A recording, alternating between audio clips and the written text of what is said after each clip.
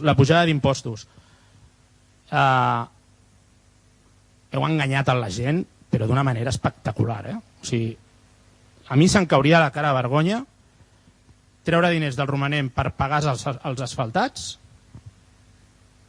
i incloure'ls dins de despesa, que és com s'ha de fer, probablement. Però dir que aquests diners són dèficit, perquè han generat dèficit i amb això pujo impostos, que és el que heu fet. I això és una trampa. És una trampa. 22 milions d'euros que hi havien de romanent, en traieu, i aquests no compten com ingressos en aquella comptabilitat del 22 i del 21. No compten com ingressos, compten com a despesa. Per això surten els números negatius.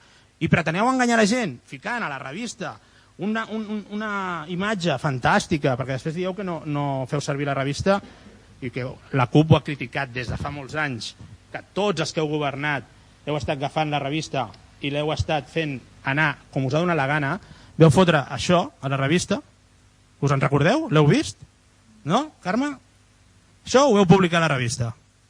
2021, pèrdua de 275.000 euros.